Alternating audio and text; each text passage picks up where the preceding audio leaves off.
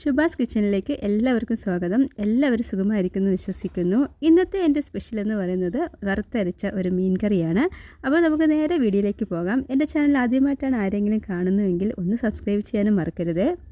അതിനായിട്ട് ഇവിടെ കുറച്ച് അയല മീൻ എടുത്തിട്ടുണ്ട്. ഇത് ഫുള്ള് ഞാൻ കറി ഉണ്ടാക്കുന്നില്ല, കുറച്ച് വറുക്കാനും കൂടെയാണ്. ഇനി നമുക്ക് നേരെ മസാലയൊക്കെ എങ്ങനെ ഉണ്ടാക്കുന്നത് നോക്കാം. അതിനായിട്ട് ഒരു പാൻ ചൂടായ ഈ ചീനച്ചട്ടിയിലേക്ക് കുറച്ച് എണ്ണ ഒഴിച്ച് കൊടുക്കുകയാണ്. എണ്ണ ചൂടായതിന് ശേഷം ഞാൻ ആദ്യം ഇട്ട് കൊടുക്കുന്നത് കുറച്ച് വെളുത്തുള്ളിയാണ്. വെളുത്തുള്ളി നമുക്ക് ഇട്ട് കൊടുക്കാം ആദ്യം. ഇനി ഇതിലേക്ക് കുറച്ച് ഇഞ്ചി അരിഞ്ഞത് ചേർത്ത് കൊടുക്കുകയാണ്. അതേപോലെ തന്നെ 10-15 ചെറിയ ഉള്ളി എടുത്തിട്ടുണ്ട്. അത് ഇതേപോലെ ചെറുതായിട്ട് അരിഞ്ഞത് ചേർത്ത് കൊടുക്കുകയാണ്. ഇനി ഇതെല്ലാം വെച്ചിട്ട് നമുക്ക് നല്ലതുപോലെ 2 മിനിറ്റ് ചെറു തീയിലിട്ടൊന്ന് വഴറ്റി കൊടുക്കാം. 2 മിനിറ്റോളം ഇത് വഴറ്റിയതിന് ശേഷം ഇനി നമുക്കിതിലേക്ക് 1/2 കപ്പ് തേങ്ങ ചേർത്ത് കൊടുക്കാം. തേങ്ങയും കൂടെ ഇട്ടത് നല്ലതുപോലെ നമുക്ക് വീണ്ടും ഒന്ന് വഴറ്റി കൊടുക്കാം. തേങ്ങ ചേർത്തതിന് ശേഷം നമ്മുടെ ഗ്യാസ് എപ്പോഴും മീഡിയം ഫ്ലെയിമിലായിരിക്കണം. തേങ്ങ വറുത്തെടുക്കാൻ നമുക്ക് ഏകദേശം ഒരു 5 മിനിറ്റോളം സമയം എടുത്തിട്ടുണ്ട്. ഇപ്പോൾ തേങ്ങ നല്ലതുപോലെ വറുത്തിട്ടുണ്ട്. ഇനി ഇതിലേക്ക് 1 സ്പൂൺ ഉലുവയാണ് ചേർത്ത് കൊടുക്കുന്നത്. അതേപോലെ കുറച്ച് പുളിയും കൂടെ ഇട്ട് കൊടുത്തിട്ട് വീണ്ടും നമുക്ക് നല്ലതുപോലെ ഇതൊന്ന് മിക്സ് ചെയ്ത് കൊടുക്കാം. ഇനി ഇതിലേക്ക് കുറച്ച് മസാലകൾ ചേർക്കാം. അപ്പോൾ അതിനായിട്ട് 3 ടേബിൾ സ്പൂൺ കാശ്മീരി മുളക് പൊടിയാണ്, എരിവില്ലാത്തതാണ്. കൂടെ തന്നെ ഇതിലേക്ക് 1.5 ടേബിൾ സ്പൂൺ മല്ലിപ്പൊടിയും. ഇനി ഇതിലേക്ക് 1/4 ടേബിൾ സ്പൂൺ മഞ്ഞൾപ്പൊടി ചേർത്ത് കൊടുക്കുക. മഞ്ഞൾപ്പൊടി ഇട്ടതിന് ശേഷം നമുക്ക് നല്ലതുപോലെ മിക്സ് ചെയ്ത് കൊടുക്കാം. പൊടികളൊക്കെ ഇട്ട് കൊടുത്തതിന് ശേഷം തീ എപ്പോഴും ലോ ഫ്ലെയിമിൽ വേണം ഇട്ട് കൊടുക്കാൻ. ഇപ്പോൾ നമ്മുടെ മസാലയൊക്കെ നല്ലതുപോലെ റോസ്റ്റ് ആയിട്ടുണ്ട്. ഇനി ഒരു മിക്സിയുടെ ജാറിലേക്ക് ഇത് മാറ്റി നമുക്ക് നല്ലതുപോലെ ഒന്ന് അരച്ചെടുക്കാം.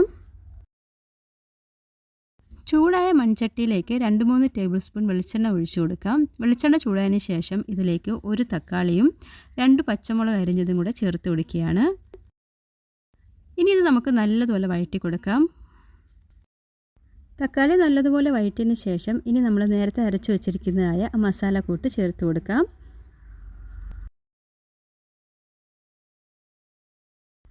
മസാല ചേർത്ത് കൊടുത്തതിന് ശേഷം നമുക്കിത് നല്ലതുപോലെ ഒന്ന് മിക്സ് ചെയ്ത് കൊടുക്കാം. ഇനി ഇതിലേക്ക് കുറച്ച് വെള്ളം ചേർത്ത് കൊടുക്കാം. വെള്ളം ഒഴിച്ച് നല്ലതുപോലെ മിക്സ് ചെയ്തതിന് ശേഷം കറിക്ക് ആവശ്യത്തിനുള്ള വെള്ളം വീണ്ടും ഒഴിച്ചു കൊടുക്കാം.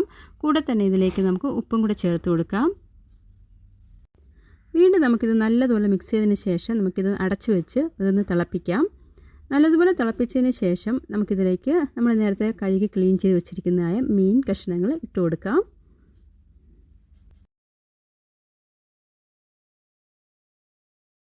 ഇനി നമുക്ക് അടച്ചു വെച്ചതൊന്ന് വേവിക്കാം.